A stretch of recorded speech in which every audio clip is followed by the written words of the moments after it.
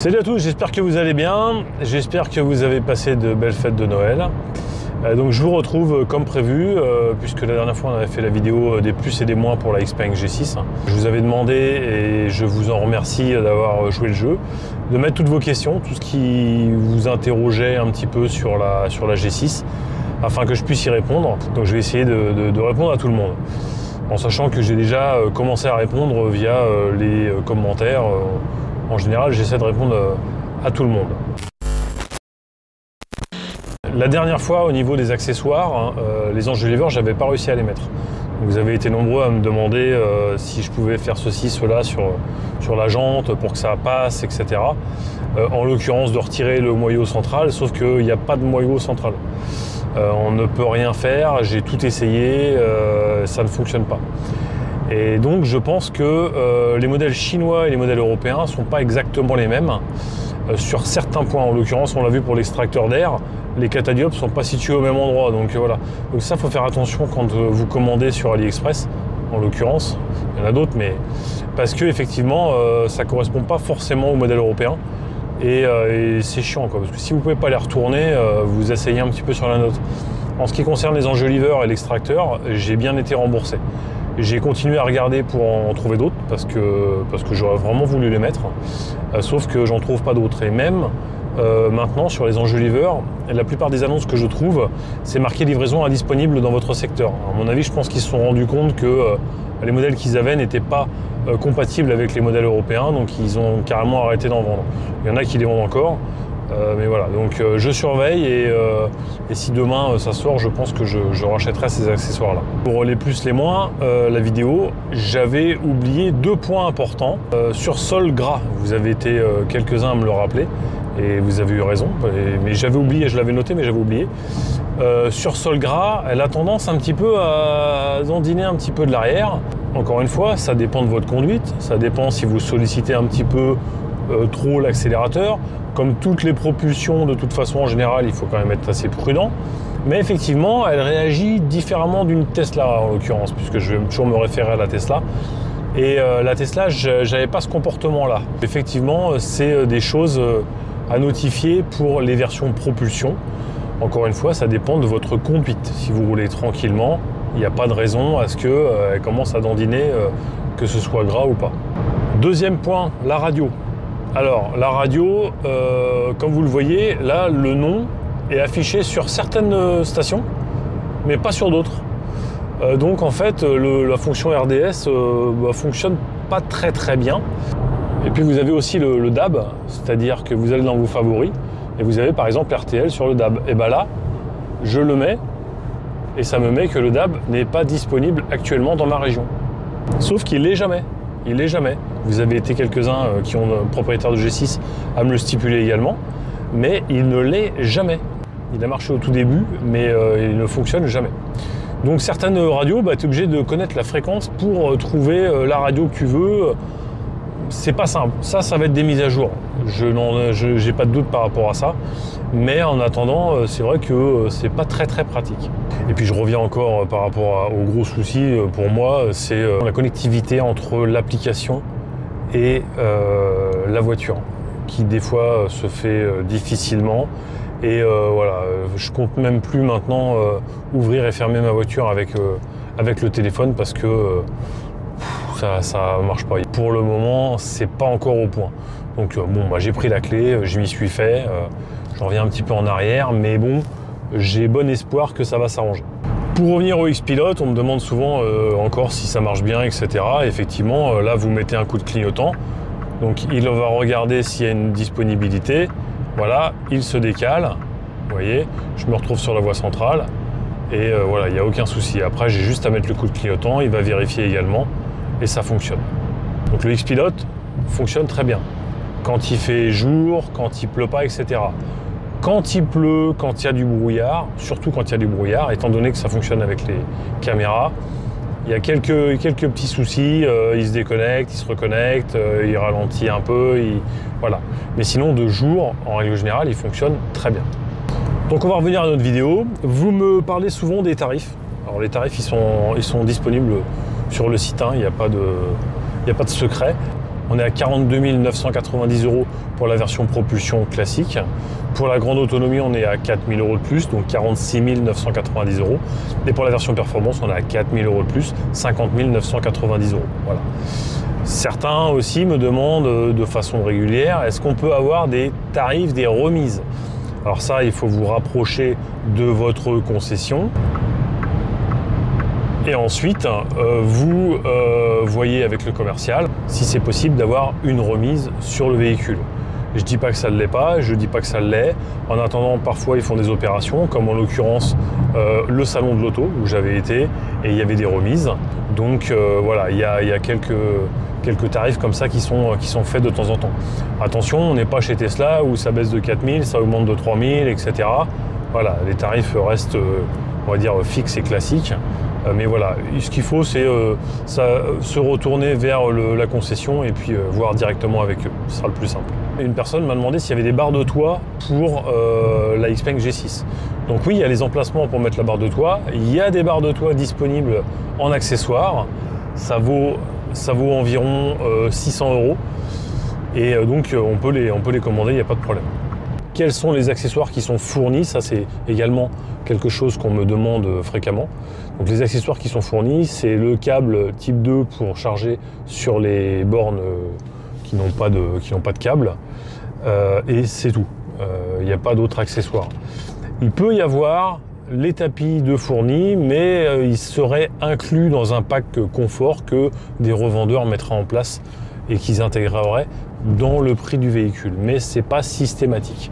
Sinon, il faut essayer de voir si vous pouvez les négocier, encore une fois, avec le commercial de la concession. Tout comme le chargeur secteur sur la prise classique n'est pas fourni également comme tous les constructeurs quasiment, hein, puisque avant il n'y avait que Tesla qui le fournissait, maintenant il faut le payer.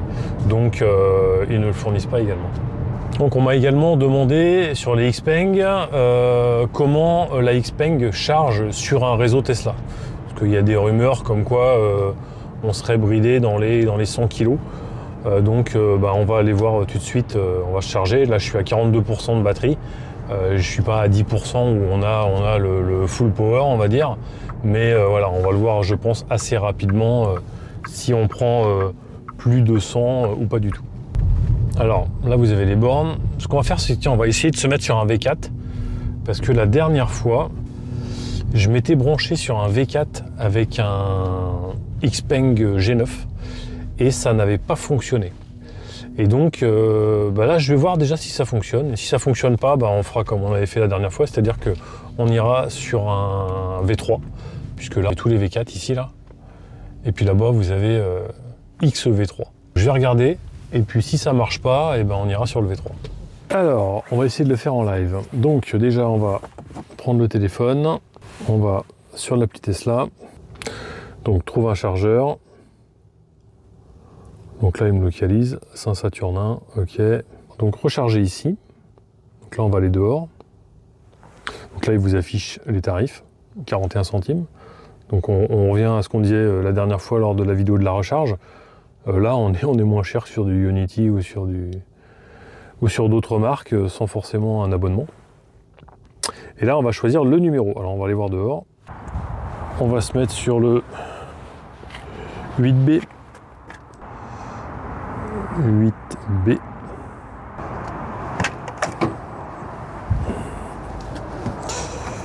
Alors, je retire ça et je le branche. Donc je fais démarrer la recharge. Alors, surveillez votre session de recharge dans votre appli. Initialisation de la recharge. Donc ça a l'air d'être parti. On va aller voir à l'intérieur. Alors, on est à 98. Donc c'est que le début, mais bon, on voit qu'on est monté direct à 98 et que effectivement ça bloque. Donc il semblerait que sur les réseaux de chargeurs Tesla, effectivement, la Xpeng G6 prenne que du 100 kW. Alors ça, j'ai un peu de mal à comprendre. Faudrait que je contacte Xpeng pour leur demander. Pourquoi la voiture qui peut prendre du 250, donc sur un V4, puisqu'ils sont limités à 250 de tête, on ne prend que du 98 kW. À suivre. Alors pareil, des fois quand je la branche, juste petit message là, l'opération a échoué, le port de recharge est en panne, veuillez vérifier s'il y a un corps étranger, etc. Alors qu'il n'y a rien du tout et que la charge elle fonctionne bien. Mais il y a ce petit message là qui est indiqué. Bon. Donc j'en tiens pas compte et puis ça charge. Alors pendant qu'on charge, on va continuer nos petites questions-réponses. Comme ça on va voir si la courbe elle bouge un petit peu, elle est toujours à 98. À mon avis on va y rester. Alors les délais de livraison, on est entre 4 et 5 mois pour la Xpeng. Ils vous donnent ce délai-là parce que c'est le délai, on va dire, maximum. Les voitures peuvent arriver plus vite parce qu'elles peuvent être, ils sont pas forcément informés de ce qu'il y a sur les bateaux, etc. Donc la voiture peut déjà être sur le bateau et donc arriver beaucoup plus vite. C'est pour que ce soit plus agréable pour le client, parce qu'effectivement, si on vous dit elle est là dans 2 mois et qu'en fait elle met 3 mois et quelques, vous allez être un petit peu énervé, donc ils préfèrent prendre des latitudes si jamais vous faites une commande. Si c'est sur le parc, par contre, les voitures en théorie sont dispo sous 2-3 semaines à peu près. Alors, pour revenir un petit peu aux accessoires entre guillemets, on me demande aussi souvent les vitres fumées à l'arrière, est-ce qu'elles sont de série ou pas? Parce que moi je les ai, il y en a qui les ont pas, voilà. On va dire les premiers modèles qui ont été vendus, il semblerait, mais c'est pas tous, hein, que certains ne les aient pas. Maintenant, si vous commandez une voiture, elles auront forcément les vitres fumées à l'arrière. Mais si il y a un stock, on va dire, sur le parc, de tête, il n'y en a plus, hein, parce que tout s'est vendu. Il se peut qu'il n'y ait pas les vitres fumées à l'arrière. On me demande également sur les sièges blancs. Les sièges blancs, c'est très beau et tout, mais l'entretien, c'est galère, etc. Machin. Alors bon, moi je trouve pas que ce soit spécifiquement galère. J'ai un enfant aussi et je suis pas embêté. Après, ça se lave quand même relativement bien. Donc en général, une lingette fait largement le travail. Il y a beaucoup de produits maintenant pour les cuire. Donc moi ça m'inquiète pas. Surtout qu'il est beaucoup moins blanc quand même que le blanc de chez Tesla. Puisqu'il est un petit peu grisé, un petit peu crème. Il est magnifique, je trouve très beau, je me répète, hein, mais je trouve vraiment très beau. Donc moi ça me gêne pas.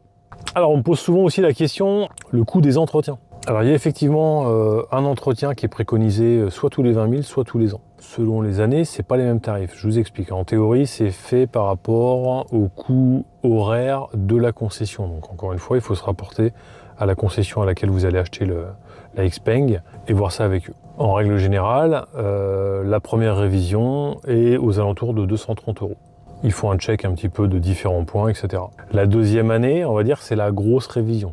On est plus sur 400 €. Et la troisième année, on revient sur du 230 €. Et la quatrième année, vous repassez sur 400 €. Si vous lissez à peu près, c'est en gros 300 € par an de révision, d'entretien, de contrôle sur le véhicule.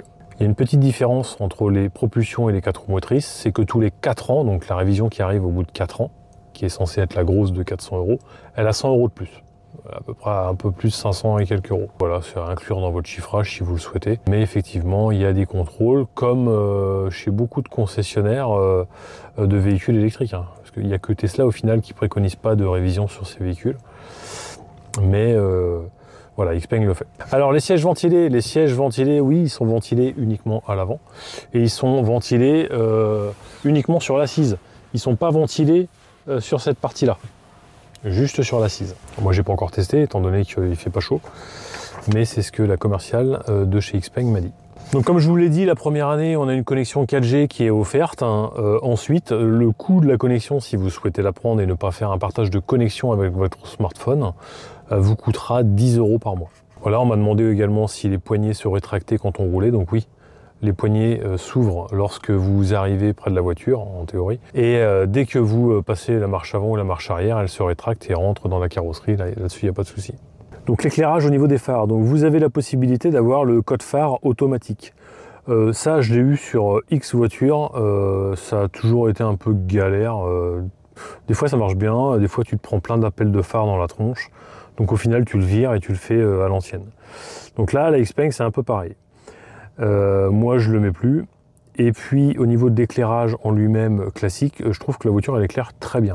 Et je trouve que les phares sont plutôt bien réglés, mieux réglés même que sur la Tesla, parce qu'à chaque fois que j'ai acheté une Tesla, à chaque fois je trouve que le phare de droite éclaire trop haut. Et en général, quand tu suis une voiture, tu as tendance à éblouir un petit peu le rétroviseur central de celui qui est devant. Là, j'ai pas ce souci-là, tout est bien calibré, tout est bien, et ça éclaire très bien. Le G9, encore mieux. Alors on m'a demandé aussi si c'était prévu sur une mise à jour d'avoir les matrix LED comme Tesla a fait en fait, sur les Tesla à partir de 2021. Il n'y a pas d'information, mais voilà, on peut supposer que effectivement, comme chez Tesla, il y a une mise à jour et que demain, ça sorte sur les véhicules. Je ne sais pas, pour l'instant, il n'y a rien d'annoncé, on est au courant de rien, et voilà. On parle également de profil et de réglage par profil. Donc oui, il y a plusieurs profils de possibles sur le véhicule. Vous pouvez également avoir des réglages différents par profil. Par contre, lorsque vous ouvrez la voiture et que vous montez dans la voiture, il faut sélectionner votre profil. Je m'explique, si par exemple vous rentrez à deux dans le véhicule, vous avez tous les deux l'application Xpeng, vous avez tous les deux votre profil, déjà on ne va pas savoir quelle appli ouvre la voiture et quel profil est mis. Donc de base, c'est le profil 1 qui est mis en place. Il suffit juste de cliquer sur le profil et de changer le profil directement et de prendre le profil que vous souhaitez. Et là, les réglages vont se mettre par rapport au profil sélectionné. Alors on me parle de la conduite sur neige. Alors conduite sur neige, j'ai pas fait encore, mais quand je vois comment elle se comporte déjà sur route grasse, je pense que ça va être un peu sport. Voilà, le 4 roues, forcément, il y aura beaucoup moins de problèmes. Alors on me demande aussi le système audio par rapport à la Tesla. Lorsque j'avais fait l'essai de la G6, j'avais été agréablement surpris par la sono. Là, à avoir fait beaucoup plus de kilomètres avec, etc., je la trouve moins bien.